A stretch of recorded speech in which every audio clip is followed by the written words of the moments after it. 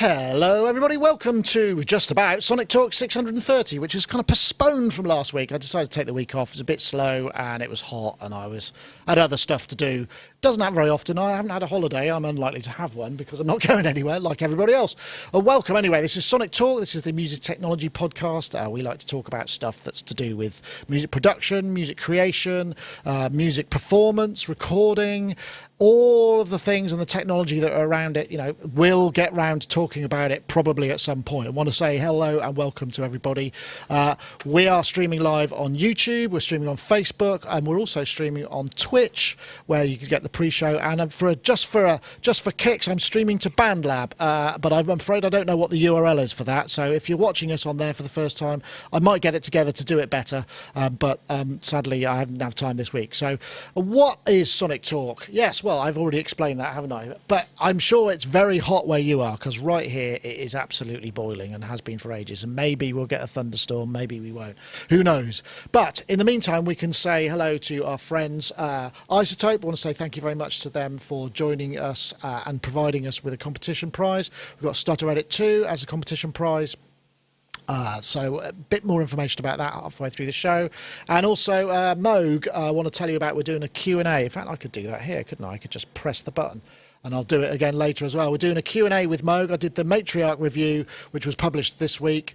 Tomorrow at 7 o'clock, we've got a live Q&A with hopefully Amos Gaines and Mark Crowley about the kind of heritage and the electronics and the design stuff that went into the Matriarch. And hopefully they might tell me how to do some cool patching. So if you're watching elsewhere, subscribe to YouTube or just get over to our YouTube channel, and it's one of the upcoming events, and we'll be able to show you that as well. So that would be cool. Anyway, we'll say hello to some guests because we got a full complement this week. I know I let some of them down by cancelling at the last minute last week, but I don't know if any of you were going to be on. I can't remember. Charles Chicky Reeves, I don't know if you were, but oh, look at you with your new camera. That's nice. What did you get? I'm actually using Hero 4. Ah, okay. I have a bunch of GoPros, but I'm using this one because it has the lowest delay time. That's true. They do. Yes, they're much better for that sort of thing. Charles Chicky Reeves, of course, they're in your studio, chickyandcoco.com. I think you've got material out, production work, mixing work. I know you're very busy, which is kind of good. And these, you know, you've sussed out the remote working method that suits your gig. So good for you. Have you had any time off in this heat, or are you stuck in the literally stuck to the chair? Literally stuck to the chair, and in fact, there may be many moments on camera today in which I am wiping my face with a towel because it's so hot. So I've been living in this country just long enough that to me anything over 25 Celsius is really quite hot. When I first came here, I thought everyone was being weak. You know, it'd be 30 degrees, and everyone's like, "Oh, it's boiling." But you know, now you've acclimatized down. I think part of it's because AC is just such a rarity over here. Yeah, not meaning electricity, meaning air conditioning. Yeah, we run DC in this country. Yeah. Right. Well, Charles, I mean, it must be in the high 30s. London has been the hotspot for a lot of the stuff, which is whereabouts you are. So you must be in humidity. I think it's 33 right now. Oh, okay. That's not too bad. Respite. Yes, exactly. What are you moaning about? Well, I'm moaning on your behalf, actually. So, But yes, lovely to have you, Charles, as ever. And we also have Mr. Ty Unwin, who's there. If he doesn't move too much, his image won't pixelate because he's having internet connection issues. But you've got a super fast broadband coming, so we'll stick with you. How are you, Ty? Media composer. I'm good. I'm hot and I'm sweaty and sticking and fed up, but with the heat.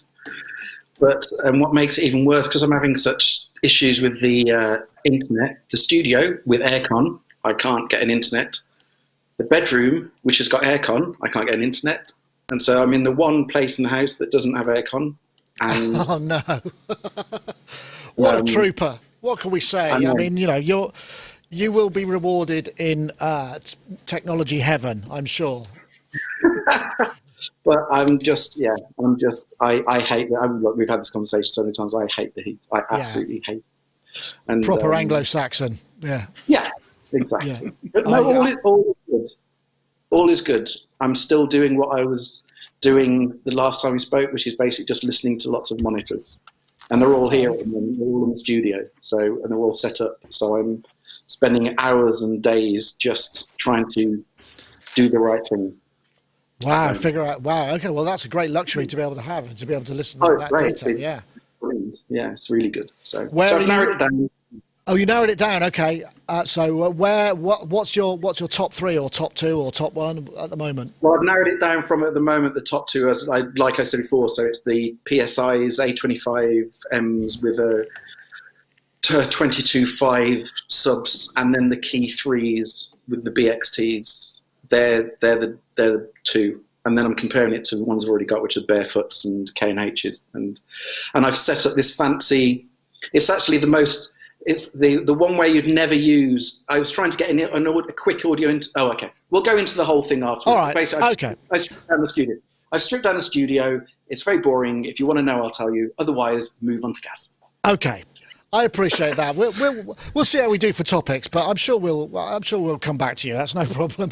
And of course, we have Mr. Gaz Williams, who's I'm sure is also incredibly heated because you're in an attic, and as we know, they tend to accumulate heat. But Gaz, how have you been doing? How's everything going? Good, and I mean, well, yeah. So people who've been watching my forays into Eurorack that I do on my show, which I am going to do tonight, by the way, at 8 p.m. Something happened today. Look, things arrived. It's full again. And this, and this all came today. And I've only literally put them in. So they're like, these are like chaos devices. And then there's the expert sleeper. What's it now? The Super Disting EX. Oh, okay. That's the latest one, isn't it? Cool. Yeah, I can do. So one thing I've tried, you can do polyphonic sampling, 8 voices, but you can do round robin and velocity switch, sort of multi-samples on there. Yeah. Now I literally have just plugged it all in. And you're going to demo it tonight. Good luck with that, especially the disting. I mean, the disting is deep as you like, and it's got. I mean, the display's bigger, but it's about as small as a font is possible to be on an LCD, I think. Yeah, God. But I mean, these chaos devices are pretty cool. The Zadar, look at this. The Zadar. You've got all these envelopes, and you've got tons of envelope shapes. Oh, let me just see if I can reach there. Wow. Okay. Loads and loads and loads, and then you can warp them and make them last ages. All sorts of interesting stuff. So yes, if you want to see me make a just plug it. So at 8 p.m. tonight, you're doing a show. Have you got any guests on, or are you just doing a kind of exploration? I thought, to be honest, because I've got these things, I'm going to kind of. Just do like a bit of a learning. So there's a thrilling thing for people to tune into, but should be fun because. Can I just say, if no one's seen one of Gaz's shows, honestly, you have to see it just because it is literally mayhem, and exactly as he's just described it, which is essentially takes it out of the box. You're watching somebody learn how to do everything. That's what it's like, and it's brilliant. It's absolutely brilliant. Yeah, it's very entertaining. Oh gosh. Yeah. Oh, thank you. But the chat room is just so glorious and they're so helpful. And patient. Oh well, that sounds good. I mean, I'm glad to hear that. I mean, that sounds like a lot of fun. I mean, where shall we start? I suppose we should do some topics, and I'm going to post this. I'm going to try and be up together and post the links in timely fashion into the chat rooms. I mean, the big news is. We've got no NAMM or no physical NAMM. The NAMM is not happening in California or in Annaheim. It's going to be the Believe in Music Week, which is January the 18th. It's going to be a virtual thing. I mean, we don't really know all that much more about it. I mean, basically, we'll feature a mix of comprehensive programming and professional education at believeinmusic.tv, as well as interactive marketplace, all designed to elevate innovation and inspiration found across the country. I have no idea what shape it's going to take yet. I mean, one thing I will say, well done for going this early and change, because I must admit, internal discussions here, we thought they're going to leave it till, November. They're going to pretend like it's nothing, everything's all right, and then they'll just go, oh, right, we need to do something. But they've obviously just kind of grasped it and decided, right, we need to go. But this is a big shift. It raises all kinds of questions for all of us. NAMM for us, I know that, Gaz and myself have been together. Ty, we nearly got Ty to come along once, but it worked out. It just didn't work out. Charles, I don't think we've ever seen you at NAMM. But crikey, it's the biggest event of the year. And not an inconsiderable revenue stream for us as well, with all the sort of sponsorships and stuff. So this is quite a big shift. And I don't know what we're going to end up with. Gaz, I'll come to you. You've been, so this is a perennial discussion. What's the shape going to be like in the future? But this is a big one, right? Yeah. It is, and gosh, obviously NAMM is, for the manufacturers, such an important date because it's at the beginning of the year. It kind of, I guess, from the industry point of view, all of the, apart from the stuff that we see, there's so many meetings and so many sort of sales things that go on. There's all sorts of stuff. So it not happening is going to throw the whole industry into a bit of turmoil. However, it does. I think the stuff that you did with the Super Booth Home Edition stuff does mean that people should come calling to Sonicstate, I think, for maybe so. I'll come back to that in a bit because I think there may be some other wider ramifications. Charles, as we've seen, the international situation, that has accelerated rapidly any kind of trends that we were considering maybe more mid to long term. Do you think this is one of them? Do you think that's it? Or do you think people will come back? Because, that's going to have ramifications for you guys. Music performances kind of fall into similar categories, right? Yeah, certainly the performance industry is just taking a major hit, which, by the way, I should mention, for anybody who doesn't know, there was a big thing last night here. Well, actually, all over the UK, the We Make Events, sort of not protest, but just to raise awareness. Sorry. Yeah, demo. I remember that. Was it a bunch? There was a lot of people pushing flight cases as one part of it. I saw some photos. Yeah. And last night in all the, I think at least in all the major cities, there were, thousands of people out in honor of this, and some live performances and stuff. But I do think I think the live performance stuff will come back. I think even shows like NAMM will come back. But it's just figuring out how to do it right now. Yeah, I totally agree. Honestly, NAMM happens right in the middle of flu season, so it's like I'm not equating COVID with flu, but there are workarounds, and I think just in the future for live events and so forth, people are just going to be a lot more, or not just in live events, even in their daily interactions, they're just going to be a lot more cautious. Yeah, maybe so. Maybe so. You just have to be careful. I don't know. I don't know, Ty. I think personally, I was talking to a guy called Russ Hughes, who's PR, runs a big PR company, and he was saying, maybe manufacturers will just stop trying to hit the NAMM deadline and they'll just release stuff when it's ready, and then that'll be that, because that's going to change. I think it will change. And I think exactly as Gaz said, when you look at the way that, kind of you guys did with Super Booth and whatever, what a great job that was. And I compare it with previous years when it was normal. Did I personally, as a punter looking in, did I see it any different or miss it? Not in the slightest. I'll be honest with you. If I'm totally honest with you, from a punter looking in from the outside, I think what you did actually worked better than, right. From the outside looking in. I'm sure, obviously, when you're there, it's not that way at all. But I'll be honest with you, I kind of avoid trade shows, not deliberately, but I just kind of.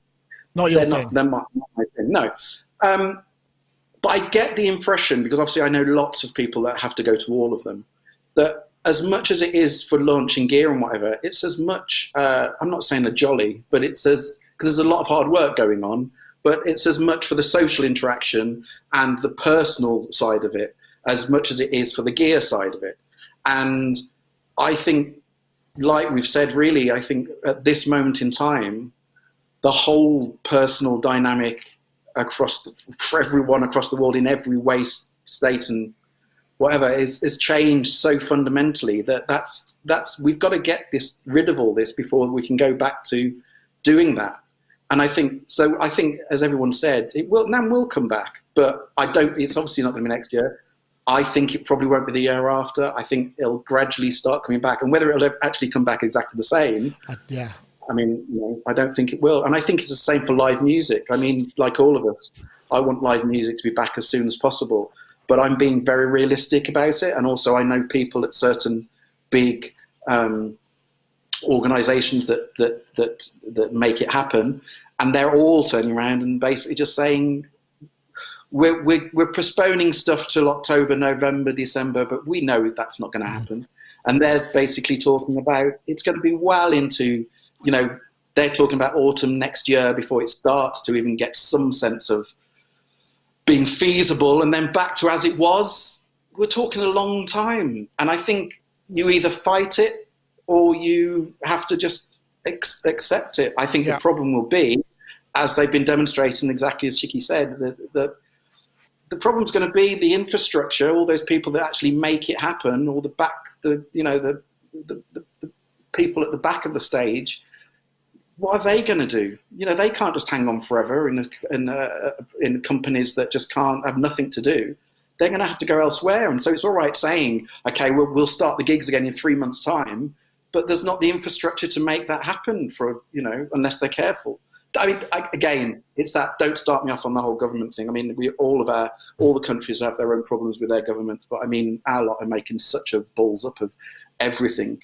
And this side of things is just another example of they have no idea what they've got until when it goes, they'll suddenly realise what they've lost. And I think so. Well, and I think the thing is what's going to happen, the longer it goes on, in many ways we'll have innovation and we'll have adaptation, like say for instance, if for instance NAMM didn't happen the year after, 2 years of that cycle, people will be going, you know what, I've invested in some streaming gear myself, as a manufacturer, I don't really need to go there. It's very expensive. There are going to be a lot of people who go, well, maybe I don't need to do that. So there's going to be a change, and it's going to happen very rapidly, I think.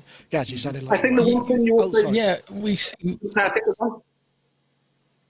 I think the one thing you also, just like I know, I'm sure we all have. I mean, I've spoken to people in some of the gear organisations, some quite high up people, and business-wise, most of them have actually said the whole lockdown thing for them, business-wise, has actually been really good. They've sold more gear.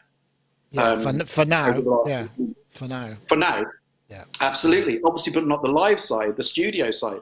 The live gear just stopped, but the studio side of gear, they've done really well in terms of sales, and that's basically with nothing happening. And so it's at some stage they will actually kind of go, hang on a minute, things have changed, and I think certain things will have to change, as you said, and it's just a lot of things we do because that's the way we've done it for decades.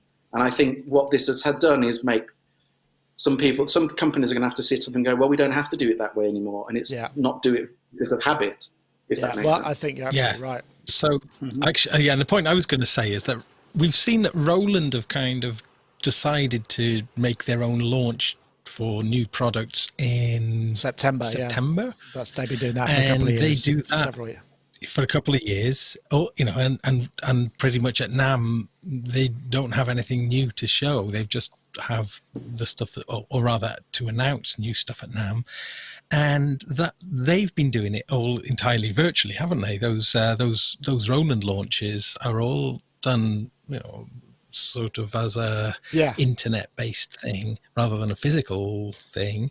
So, and they're probably closer. They're probably closer to it than they did. But I mean, again, the thing is with what's happening with companies like Roland actually make a lot of the gear that the people that they hire to do the live streaming events for them use to do it for them, which is a really weird kind of scenario. I mean, now I presume they're going to be equipping all their kind of product specialists with home setups, or at least encouraging them to invest themselves in it so they can produce content for the Roland machinery and whatnot. I suppose that's gonna. So all of that is going to change. You're absolutely right, but it's hard. And the challenge is how you replicate this sense of an event. Like I was saying, they have this concept of maybe we could have an audience, here via Zoom, who are are closer to us than everybody else is streaming, so that they're a kind of interactive wall of people. Or so I don't know. That I'm just throwing ideas out there, so we'll have to see. But yeah, I mean it's big news, and I think it's going to be a big. Sorry, who was that? That was that. I was Chicky. I just want to add in one thing. I mean,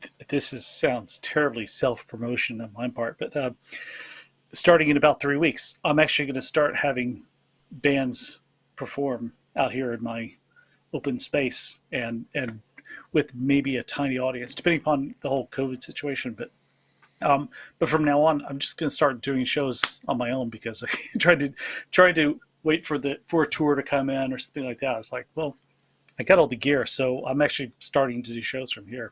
Yeah, well, that's a smart idea, and I think that, like I say, where there's a vacuum, there should be some sort of innovation, and that's what's inevitably going to happen. Absolutely. Yeah.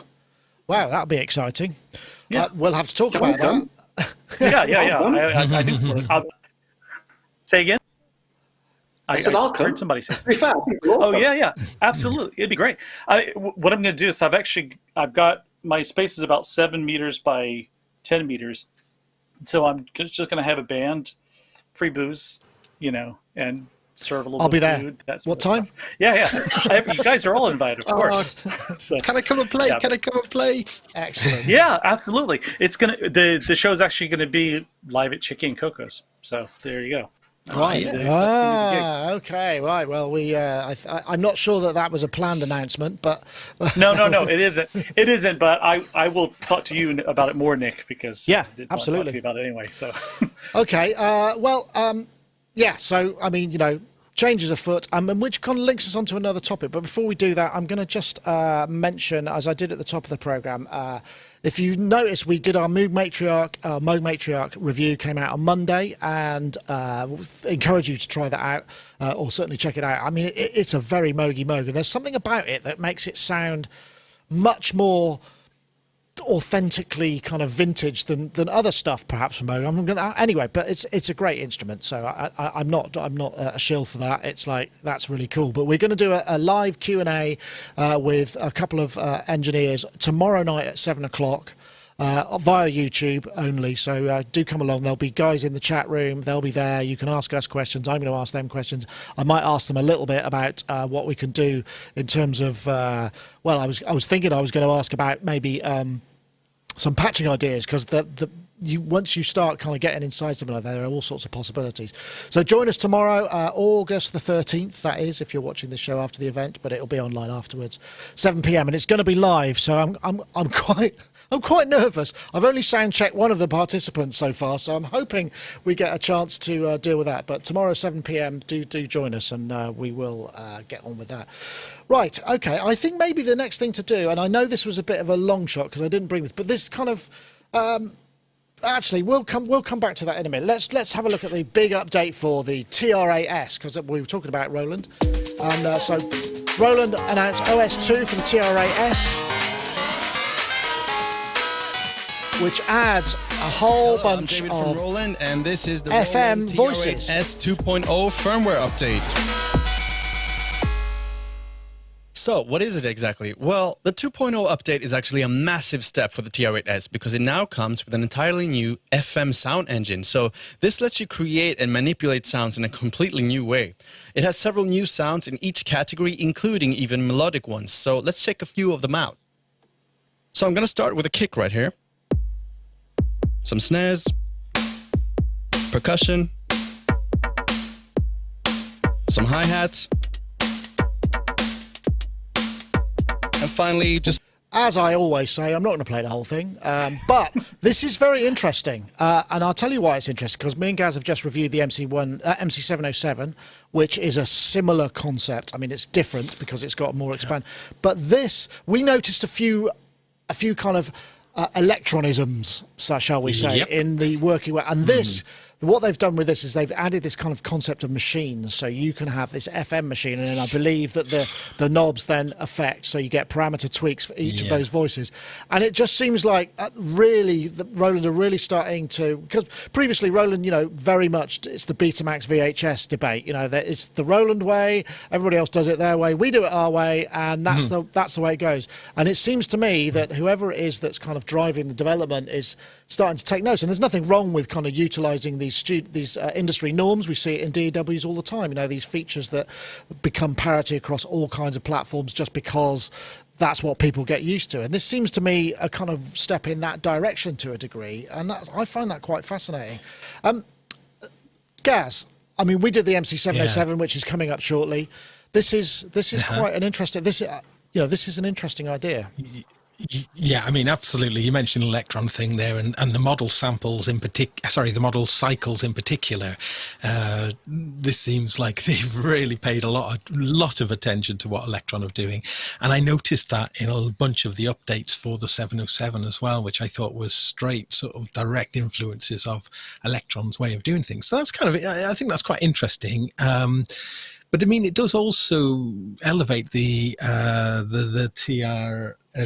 TR8S to be a real contender in the drum machine market. I think we've got drum machines available now that are just the best drum machines that have ever been made, in my opinion. And this kind of definitely steps up as a contender, doesn't it? Because I thought it sounded great when I've used one in the past. But this now just takes it into this completely much more exciting direction. But I think what Roland have really, really done, and we do talk about this in our little 707 feature, though, is they definitely have adapted to modern idioms. And sorry, just to go on about the Electron thing, though, it just does kind of show that Electron have been sort of the movers and shakers, really, in this area. So for Roland to kind of capitulate to that way of doing stuff, because things like parameter locking and the way that they do the parameter locking is very important, because if there isn't one, there is no parameter. Whereas a lot of people do it that if you change a parameter on step 2, step 1 will be whatever it was before, and that's just no, not that way. You end up with these kind of, if you're trying to get a filter sweep and you end up here and then step 1 is down here, it doesn't interpolate. It just gets in a terrible mess. Right. But and also, I don't know if the TR8 has had any love in recent years, but we have seen in this AIRA era. No, not that way. You end up with these kind of, if you're trying to get a filter. I beg your pardon. I didn't know quite what you meant then. Sorry, that was like a kind of delayed interjection. I was talking about something else that came up. Anyway, carry on. Sorry, Gaz. Oops. Gosh, so we have seen in this AIRA era of Roland some really significant updates coming out to their products, which was something that Roland never used to be very good at. And this is like a free update again, isn't it, for people who've already got it? And it's a little bit like a big gift, really, for and I imagine that a lot of people who've been on the sort of fence about it will jump on this, because it does really open up the creative directions enormously. Well done, Roland, on this. I think it's brilliant. Yeah, and I think it's cool. What's interesting, just as an aside, the MC707 is about 750. The TR8S is about 550. You get the full Zencore engine and sampling. I'm wondering, there's a bit of crossover there, but we'll get onto that. I know, Ty, I know that you're. Sorry, that was perfect timing. At least it wasn't something kind of, really, really, dodgy. Pepsi Max. All right. I'll see if we can get a sponsorship deal. I bet they pay better than anybody else. But so Ty, I know you're a big drum machine fan. You've certainly had loads of drum machines. Have you got a TR8S? I can't remember if you do. No, see, I've got a TR8, and I've got the 08 and the 09, and then about a dozen. I've got about a dozen drum machines, and so I've got the R8, the 8, and then when the 8S came out, I just convinced myself that there's nothing on the 8S that I kind of really wanted or missed from the 8, because that's not what the 8 does for me, and blah blah blah blah blah. And then I saw this, and so now I just want an 8S now. So I think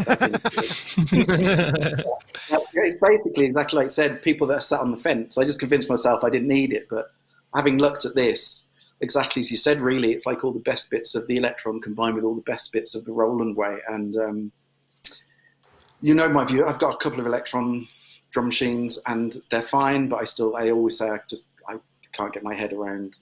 Do you ever use them? Yeah.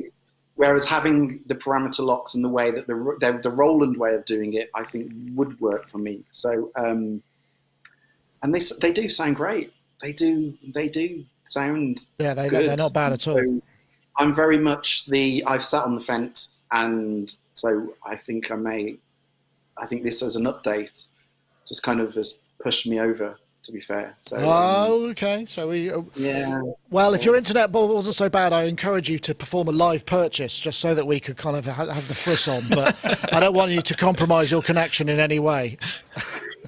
I'd be gone if I did that.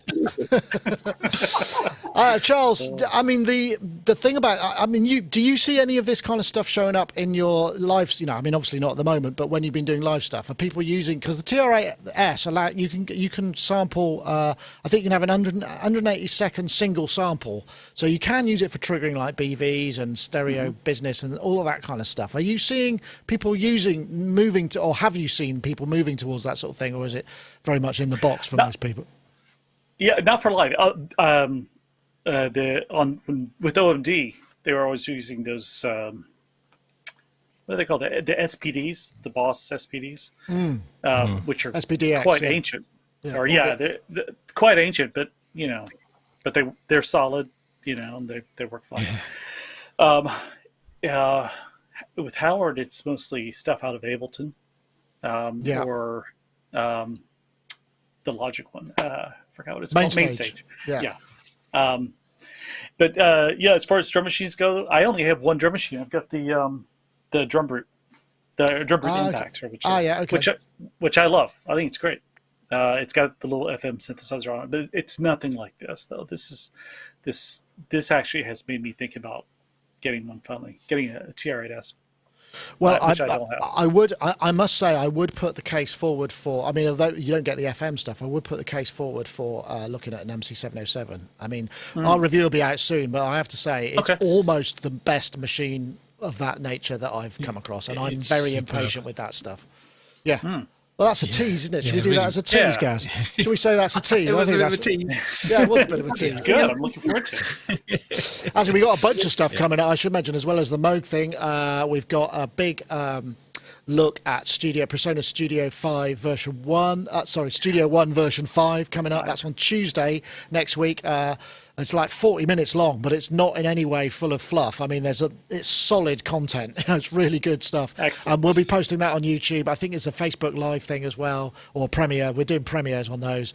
And Presonus will be in the chat room to check those out. I'll put links in the show note for that sort of stuff. But yeah, I think it's really interesting the way that things are moving, and it feels like there's some kind of momentum happening with what Roland are doing, and it's going to be very interesting, I think, what happens in the future one. But yeah, TR8S, big update, and the FM voices sound. In fact, Luke Pop has done, as ever, he's got the massive 40-minute video with everything you want to know about it, which kind of makes it. And then they get in touch and say, do you want to review it? And you go, well, yeah, I suppose, but someone else has just done it.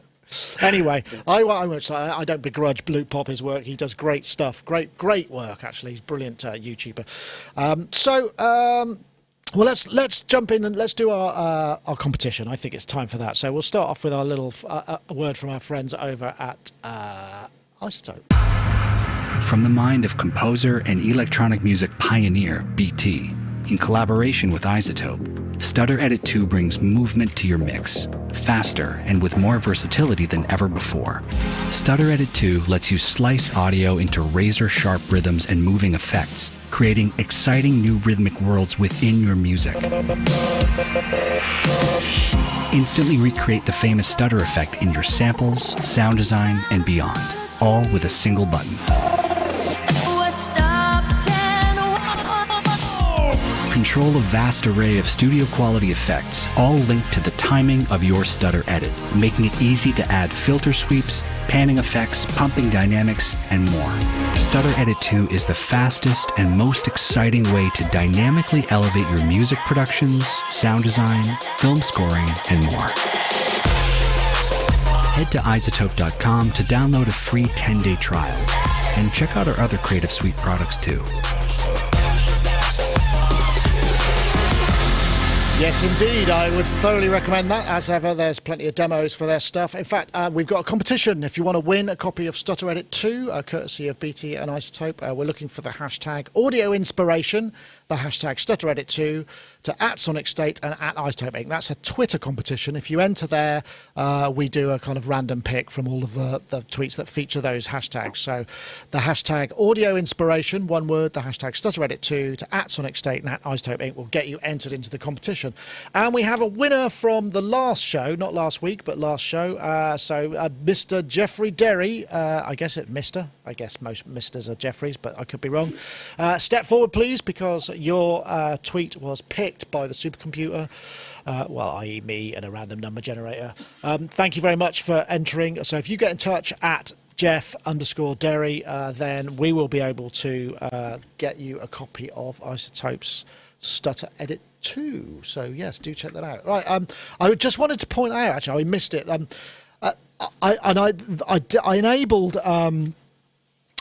enabled super stickers some time ago in the chat room, which is apparently just a way people can kind of put funky little stickers, and a couple of people have actually done it, which is right. So you could, and I'm not trying to pimp for cash, but I appreciate you guys, for those of you who have actually put a super sticker in the chat room, because it all adds to the revenue of the channel. And in these times, things are going to be changing. Show some love, people. Things are going to be changing here as well. We've got to think about it. But, anyway, nothing big's going to change. Don't worry about it. I suppose that was a bit crass of me to mention. But thank you, Wagyu, and thank you for, thank you, who's the other person? David Ramirez for going for the super stickers. Right. What was next? What do we want to do? Spitfire Originals or Imogen Heap long form jams, which I threw in at the last minute? Well, they're both short. We can do them both. Yeah, we'll do them both. Okay, well, let's go Spitfire Originals. So the Spitfire Labs, which basically, for free, kind of little kind of packaged sample collections, quite basic, but just with atmosphere. Apparently the soft piano they did is the world's most downloaded piano, and now they've introduced these originals, which are kind of much more expanded sample packs, or certainly expanded for like low cost, like €29, $29. Well, that's a nice short video. I guess I didn't have to say I won't play it all, but I can now go to. So here, basically, they all are here, and it's just an interesting idea. So, because they've got gigs and gigs and gigs and gigs of things. So we got there's the soft piano, which is a really lovely piano actually. Epic strings, cinematic percussion. They're starting to bring out all these little ones, and it's actually a really good way because. To be honest, these big sample library companies, usually if you buy something of theirs, it's like gigs and gigs of download, it's a kind of major commitment, and you might only want a specific sound. This seems like quite a smart idea. I'm going to come to you first, Ty, because I know you're a massive consumer of sample libraries, and you probably have a lot of this stuff already. I don't know if it's original or whether it's part of larger collections or whether these are unique ones in themselves. You might be able to shed some light on that. Well, the piano one is an original one. It was based on it's a really old library that they then released for Labs. That was originally I can't remember what it was called, but years ago Spitfire did it. Then they released it for Labs, just because it was quite basic, but it was beautiful. And then all they've done is they've got the piano, taken it down to air, and completely redid it with more articulations and more velocity layers, and obviously done at air and more mic positions. But a lot of the libraries, like the winds and the strings or whatever, they're based on the bigger libraries, but they've cut down the articulations and the mic positions. But kind of bearing in mind, Spitfire make a big thing of essentially those two things. It's all about the amount of velocity layers, the articulations, and the mic positions, and they're the three main areas that they kind of push, and it makes perfect sense, because the lab stuff is gorgeous, but obviously it is limited in terms of all three of those things. And then the professional libraries, which cost hundreds, they have all the articulations, all the mic positions, and et cetera, et cetera. And I think the fact that they're kind of now coming in going, well, it's not free, but it's not 400 quid. It's now £29, and you get most of the articulations you want, and you'll get most of the mic positions you want, and you get the velocity layers you want. I think for £29, they're amazing. They're really amazing libraries, and I think we need to put things in perspective here, because again, it's my normal bit of the show where I come across as an old fart that's been there, and but I remember going down to Soho House, not Soho House, that's what was it, Soundhouse? Soho Soundhouse / Turnkey, yeah. Soho Soundhouse, Turnkey. And I remember going down there, and this was the only place you could buy sample libraries, and you'd sit there and you'd have to spend 100 quid on a CD library for an Akai that had hardly any sounds on it whatsoever. And here we are paying, kind of £29 for a library which is however many gig, 2 gig, 3 gig, whatever it is. And we kind of never had it so good in terms of choice. You either pay nothing, you pay £29, or you pay a few hundred for the full thing. But having that option is fantastic. And they're great libraries, I mean, I don't want to come across as a Spitfire fanboy, but they just do the best libraries. They're just, Right, they're great, interesting. so. Interesting. Yeah, I don't know, Charles. I don't know how much library stuff you use, but it's the sort of. I must admit, I mean, I did download a couple of the labs things, but again, I've just got a limited hard drive laptop here, and I don't spend a lot of time clearing off my hard drive, and I just haven't got room for sample libraries. Yeah. And then if I put it on an external one, I've never got the. It's just not something I do. But I did try the labs one, and they did sound really, really quite nice. Yeah, well, unlike Ty, I'm willing to admit that I am a Spitfire fanboy. And I absolutely love everything. I've got the Eric Whittaker choir, I've got Albion, I've got London Contemporary Orchestra or Cinematic Orchestra, LCO, whatever that is. And I've got a bunch of their stuff. I love all of it. There's nothing I don't like that they make. And right. So I just got this. I haven't played with it yet, though, but I did download it today. There's an interesting story. There is an interesting story about it, isn't it? It was somewhere in south of the Scottish border, apparently, somewhere, and they found it because they couldn't remember where the original soft piano came from, and they shipped it down to Ayr to sample it. It's a great story, isn't it? Isn't it the same piano that Christian's had in his studio? Oh, I thought it was the same piano. Oh, right, yes, maybe. Well, that's where he is. He's up there, so maybe it is. Sorry, I misrepresented that. Yeah, no, interesting. No, I don't know. I could be wrong. I could be wrong. Yeah. But I thought it was his piano that they did. But maybe I don't really know for sure. I think there's something about kind of exactly like Chicky. I mean, I will admit it. I am a bit of a fanboy, and I've got I think I've basically got everything they've ever made. Well, actually, I lied. I have got everything they've ever made, and there's a reason for it though, and it's because there's a line when you're doing sample libraries, and we all know this because back in the day, I think we've all made our own sample libraries to some extent or the other. There's a thin line between libraries being precise and being very exact, and being very. It means that every single note and every single sample is perfect in inverted commas, and then there's the other extreme where there's a kind of an emotional level where it's slightly imperfect and it's not quite there, and there's getting that balance between the two. And some libraries go one way and some libraries go the other way. I mean, it's like all the Pendle pouch stuff and whatever. I love all of Pendle stuff, and it's very much down that imperfect way. And then you get the VSL libraries where kind of the precision is amazing, but it's very a kind of perfect, kind of Vienna kind of sound. And the thing is, Spitfire have this, for me, a kind of perfect balance of it's not perfect, and it sounds very emotional, and there's a human quality, and getting that balance is what makes their libraries sound. Oh, interesting. Like their libraries Interesting. do. I know, Gaz. I mean, you're not a big sample library guy like me. I mean, more sort of, neither of us are big on software. So, I mean, I suppose this is, but that's an interesting point, isn't it? The sort of the emotive quality of sample libraries. Oh yeah, and as Ty said, I think that the Spitfire stuff, and my limited experience is mostly down to the free labs stuff. It is fantastic. And speaking about the labs, I think it shows a very, I think it shows that they're a very dynamic company who have been able to kind of, by making those things available, and so soft piano is the most popular piano. Well, that's what they say. I mean, it's a marketer's dream, isn't it? The world's most downloaded piano has just been updated. Right. I mean, they're not quite, but they're very keen on that statement, and it must. I mean, I guess it's true. Fair enough. No, but I mean, I think it's really good that they've kind of, have kind of identified that like a $29 dollar or whatever price point, which I think was probably pioneered by Waves, if I'm not mistaken. Quite possibly, yeah.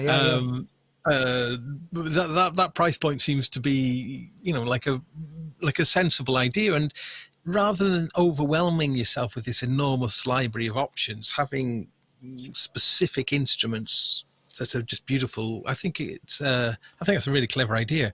Just incidentally, though, the Disting EX, the Super Disting EX Plus that I've got here, that comes pre-installed with all of the labs. Oh yes, that's right. Yeah, because it'll play the multi-sample stuff. Oh yeah, so yeah, you could get soft piano in your modular. I did it. I've played around with it already, and so as a starting point for sort of manipulating it through all the other stuff is super exciting. Excellent. I wanted to point out in the chat room, Rocky67 via the Twitch actually said, don't forget they also do pianobook.co.uk, which is is an interesting for people who make their own sample sets, which are, I think they're pianos. There's probably a number of different. They're not all pianos. They're not, but I think it's free. You just join or mostly free. Am I correct? Or it's a sample. No, they're free. They're free. Yeah. That's worth checking out because you can download samples. I don't know if they're in contact or whatever. I haven't actually checked it out much, but Piano Book, people are always uploading pianos because they might have something unusual and go, I've sampled my grandma's creaky out of tune one that just has a certain something, and you can get all of that stuff from Piano Book, which is well worth checking out as well. So, I mean, I know we did talk about Spitfire a few weeks back, where the debacle of the competition, of the soundtrack competition. Not everybody gets it right every time, but we could gloss over that. There are some things that you can, if the intent generally is there, I suppose we can. But that was, you see, I wasn't here that week when we had that. I'm glad I wasn't here because that would have been my perfect Tom's Tunes rant.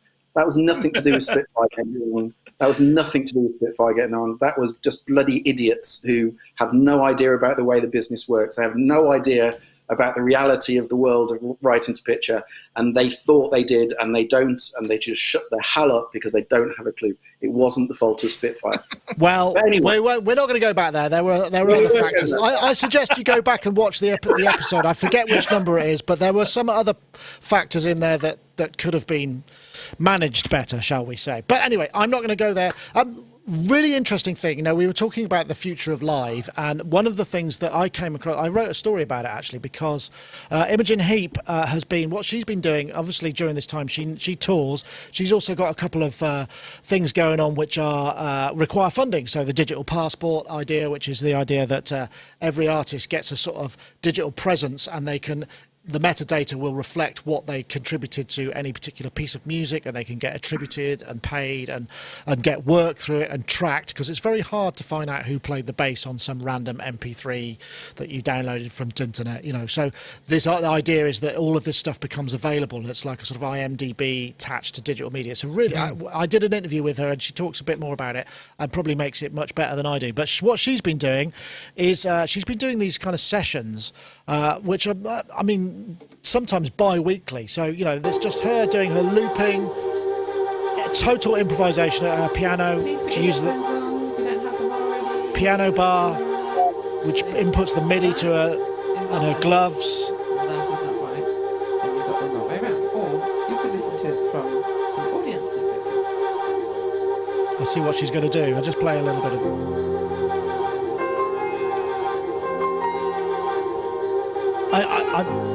I really have to say I won't play it all because it's literally 6 hours long. 6 hours. That particular one. So she's been doing, I mean, these are epic. So what's really interesting about this is she's just basically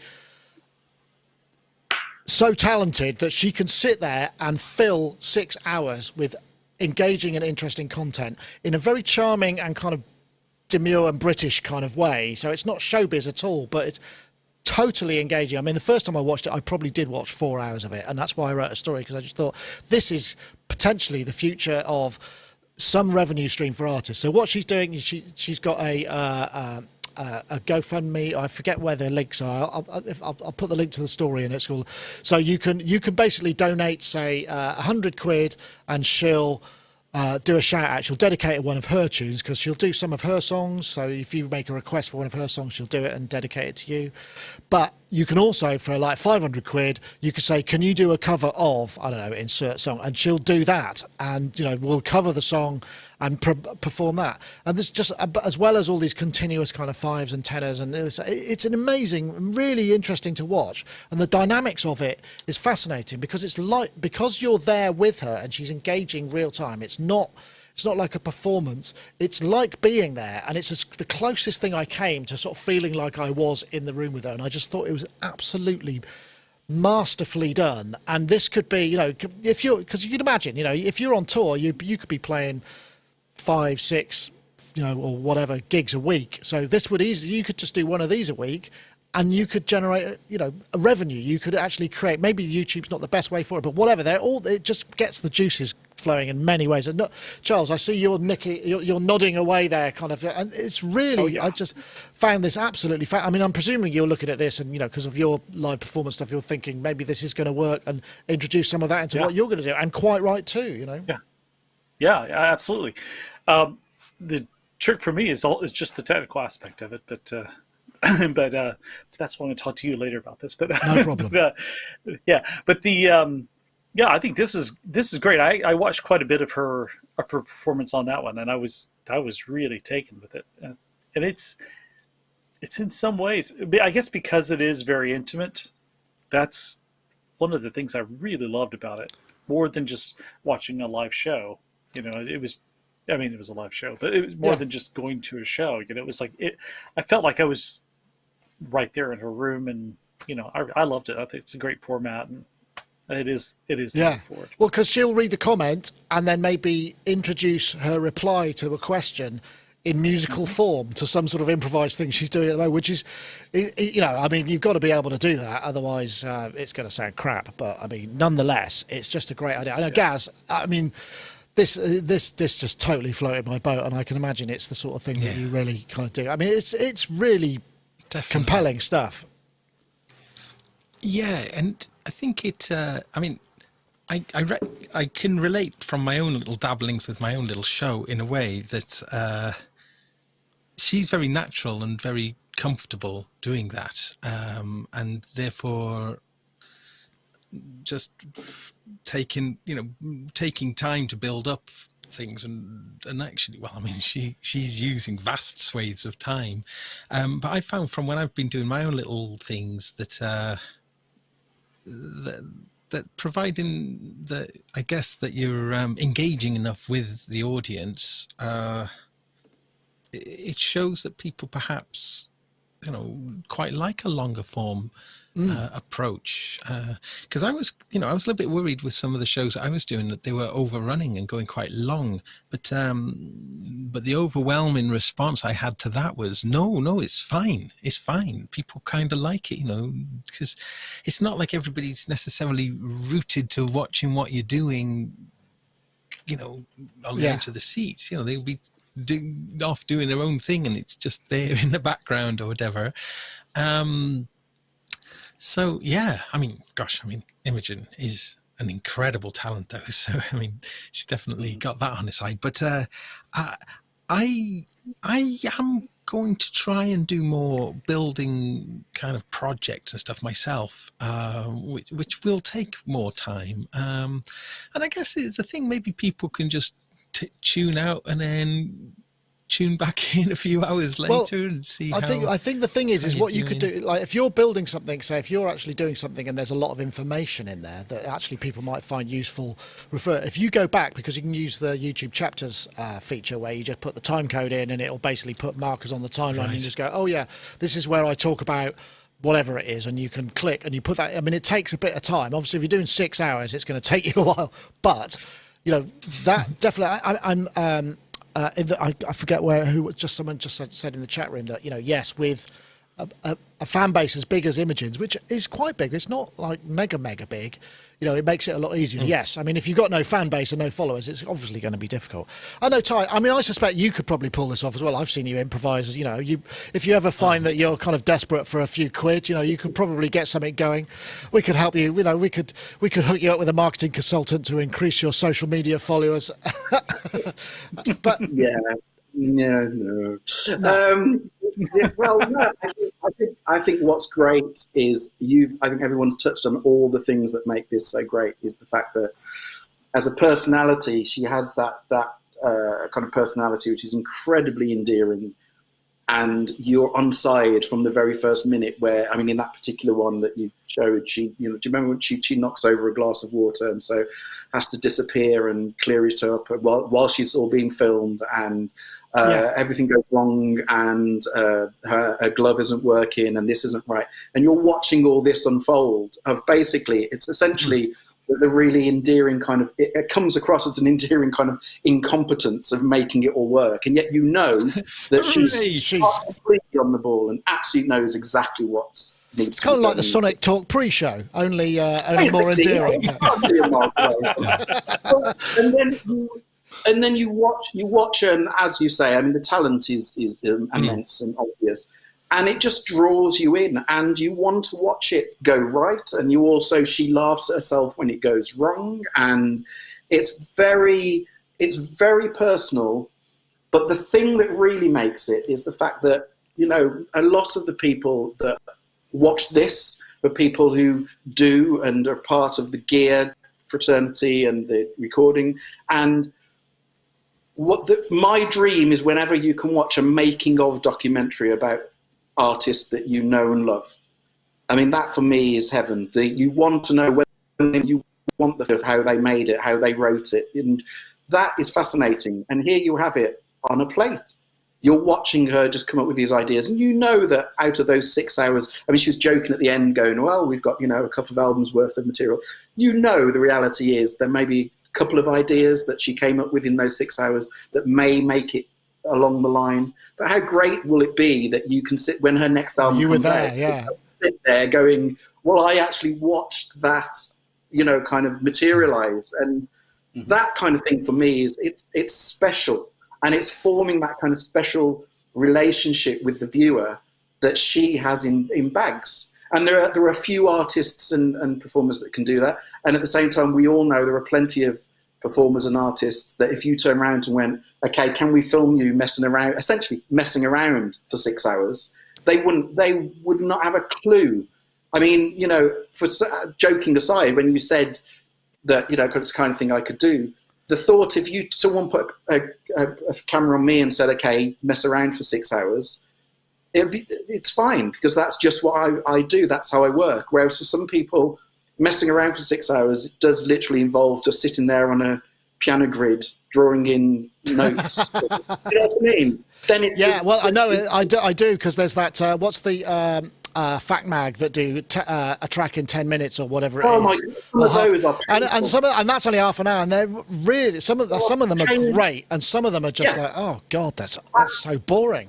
You've hit the nail on the head. Some of them, there's a level of musicality in those which is fantastic, and you can see the talent and see the spontaneity and see the thought process. And then they're the complete antithesis of that, where it is literally just like, go and watch the toaster. You know, it's more exciting. And, you know, and what's great about her is the fact that you sit and you watch, and even as you said, even if you dip into it and go away, you want to come back and pick up from where she's been, you know. Great. I'd love to see more artists doing this kind of thing. I mean, I know for a fact that Midge is doing something which isn't quite like this, but there's a similar vibe from something that he's going to be setting up, and exactly the same. Sitting watching, you know, someone of that kind of caliber just do their stuff. Yeah, it's great to watch. It's great. It's to fascinating. watch. I tell you one thing that what it really seems to have in common. I mean, as well as the innate talent, it's the fact that her workflow is so nailed because she uses her gloves live. She uses Ableton live. The only thing that she's introducing into this that is different is probably the chat room and a camera. This is kind of essentially what she does live, although she might have prepared stuff with songs. This is her kind of, you know, she's so fluent in it, and it really leans itself well to Looper. I've mentioned this guy Mark Rebier, who is, I think, brilliant. I mean, very different flavour of stuff, but also incredible. I mean, it's just like this outpouring of high energy looping and just sort of frenetic stuff. But when you watch people do that sort of thing and they can do it live, it really helps. Whereas it seems to link more to the live musician than perhaps the studio musician. The studio musician is sorted because they can still make product, they can still sell product. They can't tour it necessarily. But if you think about the live musicians, this could be a really good paradigm and model for them to kind of. Can I tell you? Sorry. Look at what's happening in the gaming world, though. You know, this has been going on for a long time, and for very long streams too, and. In the gaming world, tipping people is just really normal. I mean, it's been lush to see all the action in the chat room today. I know, God, look, this just people are kind of. This is awesome. Yeah, excellent. Yeah, but I mean, it is absolutely completely normal in game land. You know. And sort of, and as I say, the long form as well. So, quite interesting that why you know that absolutely should apply to music. It is interesting, isn't it? Because I suppose lots of these people will be playing games, and they'll recognise what you know the environments these gamers are in, but they just can't actually do it. And maybe so there's a compulsion. It's really clever. Sorry. Ty, you were going to come back in there. I was only going to say the one thing that makes a difference with this kind of setup, for me, the most important thing with the whole thing is two very linked things. One, the people who do it and do it well don't take themselves too seriously. And honestly, it's the ability to laugh at yourself. If you're gonna have the guts to sit there and open yourself up to sit and improvise and mess for hours on end, you have to have the ability to laugh at yourself. Yeah. And they're the ones that will work because you take the audience on your side, and when things go wrong and things mess up. I mean, one of the greatest examples, I mean, there's a singer-songwriter called Rufus Wainwright who I absolutely adore. And I've seen Rufus Wainwright loads of times. And he treads this thin line between being incredibly endearing because things go wrong constantly and you screaming at him going, for God's sake, just rehearse more.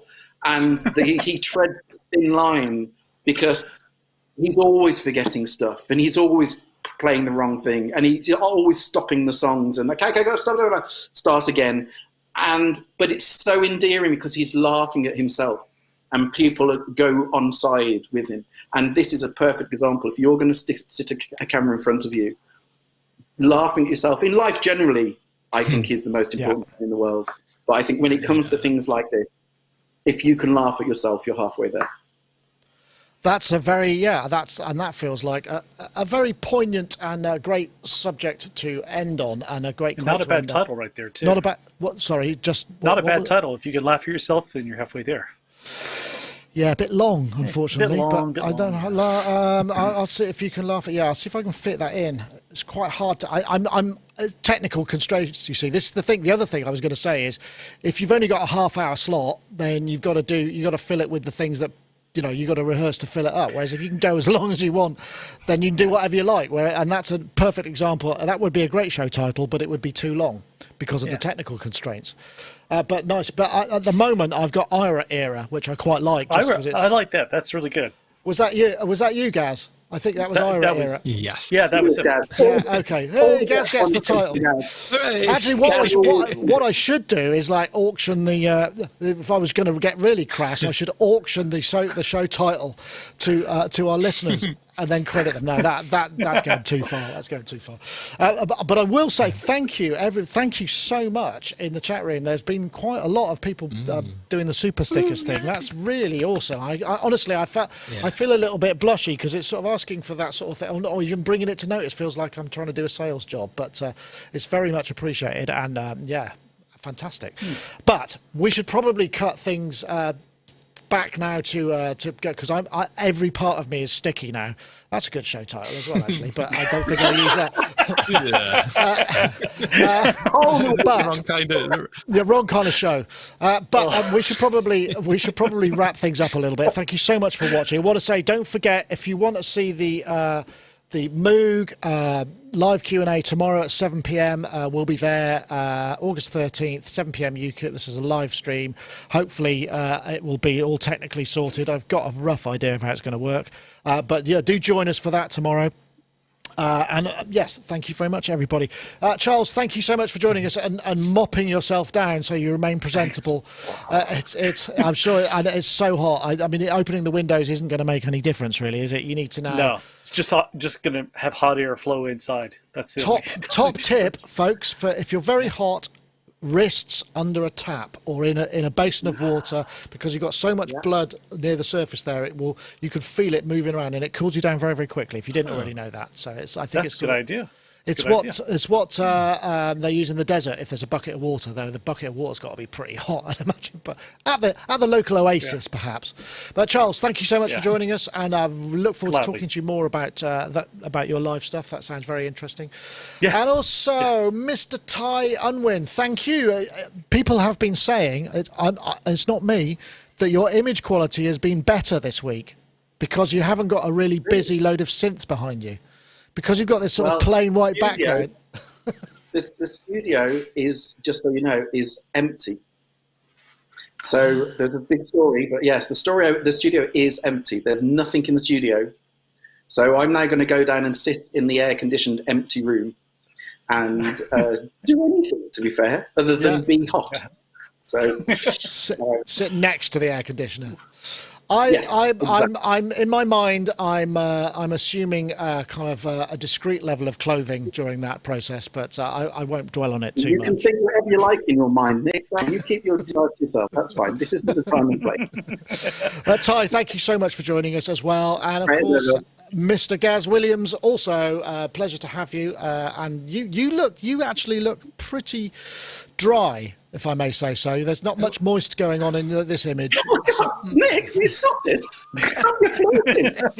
I don't know why. It's the heat. I don't know what's come over me. Literally. Thank you. Yes, just another little reminder. So if anyone wants to join me later at 8 p.m. UK time, I'm going to be sort of puzzling my way through these new things. I realise I've got 1 HP left empty on my rack now. The Gaz Williams show. That's what you need to look for, right? Yeah. Oh, yeah. But I mean, there's been all this chat going on, and people saying cooking with Gaz. That's quite good, isn't it? That's a good idea. You could get sponsorship from Camping Gaz, couldn't you? And I think, I think I've got to pay. I think I've got to pay $5 for that. To use that name, though. That seems very reasonable. That seems very reasonable. Gaz, lovely to have you. Lovely to have all of you. In fact, thank you so much for joining us on this very hot day. Appreciate it. So you can all go off and towel yourselves down. We'll see you all next week. Thank you very much for watching. Let's pray for thunder. Bye bye now. See you later. Bye.